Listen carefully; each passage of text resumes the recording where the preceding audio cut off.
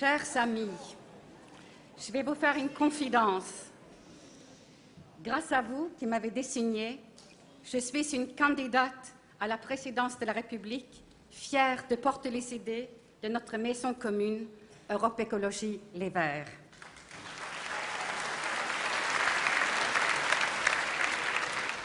Je suis une candidate qui porte l'espoir d'un monde nouveau, celui pour lequel se battent les écologistes sur la planète, notre maison commune. Avec vous, je veux rendre ici hommage à José et Maria da Silva, deux militants écologistes lâchement assassinés au mois de mai dernier, comme le syndicaliste brésilien Chico Mendes, qui en 1988 était victime des grands propriétaires terriens parce qu'il défendait la forêt, la biodiversité et le peuple indigène qui l'habite.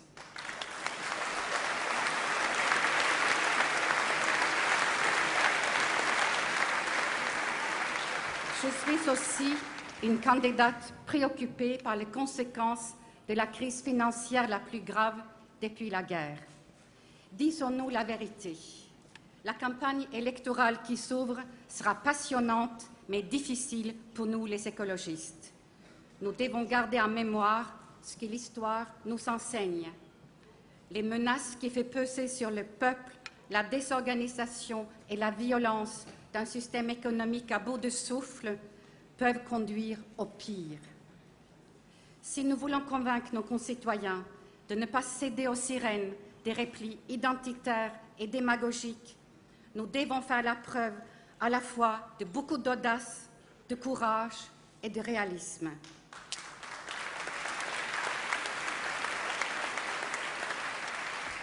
Vous avez choisi une jeune en politique, mais expérimentée dans les affaires du monde.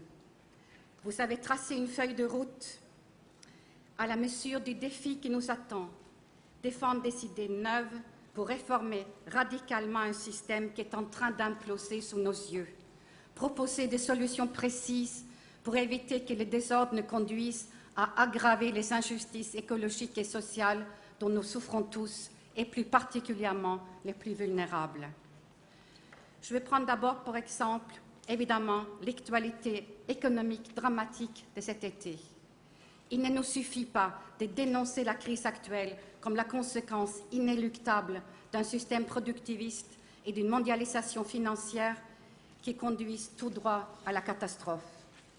Il faut proposer des mesures concrètes pour éviter un chaos planétaire.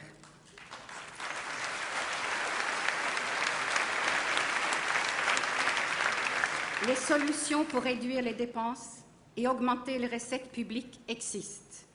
Nous, les écologistes, nous ne voulons pas léguer à nos enfants les dettes de toutes sortes. Il faut en finir avec le gaspillage, les privilèges fiscaux accordés aux fortunes les plus élevées et aux multinationales, 172 milliards d'euros par an. L'entretien de l'arsenal nucléaire militaire, 4 milliards d'euros par an. La fraude fiscale, 30 à 40 milliards d'euros par an. Nos solutions ont aussi pour nous l'harmonisation européenne de la fiscalité. Notre continent est la zone au monde où la concurrence fiscale est la plus forte. Entre la concurrence fiscale et le modèle social, moi, j'ai choisi.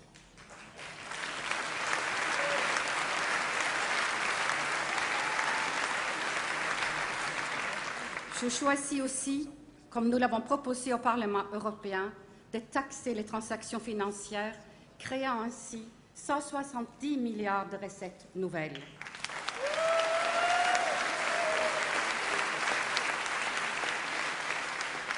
Je veux rétablir la justice fiscale en France en refondant les règles actuelles totalement injustes. La progressivité de l'impôt est le contraire de la démagogie. C'est un acquis démocratique qu'il faut défendre. Je suis la seule à dire la vérité aux Français à ce sujet. Nous ne pouvons pas défendre notre modèle de société et réduire l'endettement à fiscalité constante.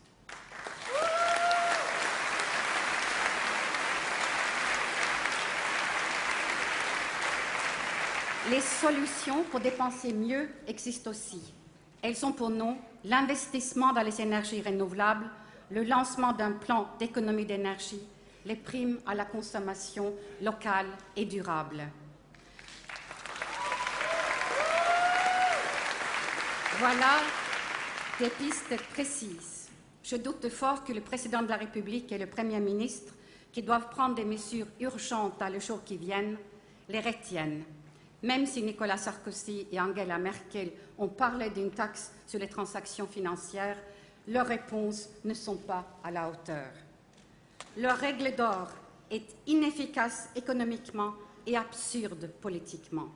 Non.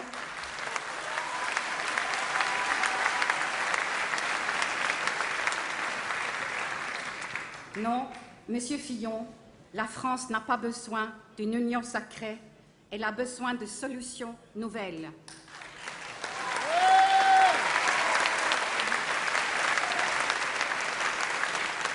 Je soumets ces idées aux Français qui devront décider dans 9 mois comment relever durablement les défis, financer la reconversion écologique, défendre notre modèle social et les services publics, réduire progressivement notre endettement. Cette crise n'est pas boursière, c'est celle d'un modèle de développement. Cette crise n'est pas nationale, elle est celle de la mondialisation libérale. Nous devons y apporter des réponses qui à la fois protègent les Français et engagent un nouveau cours dans la construction d'une véritable unité européenne.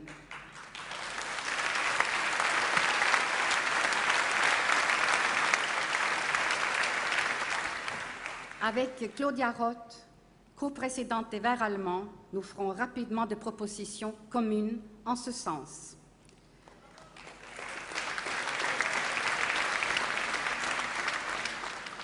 Oui, il est possible d'agir pour désarmer les marchés financiers.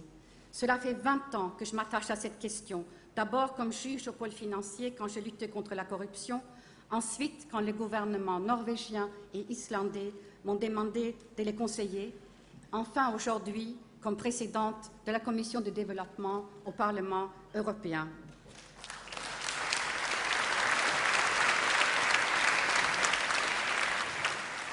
Oui, les leviers existent pour imposer un nouveau cours à la finance internationale. Rien ne nous empêche d'interdire définitivement les ventes à découvert qui permettent de spéculer à la baisse un titre qu'on ne détient même pas.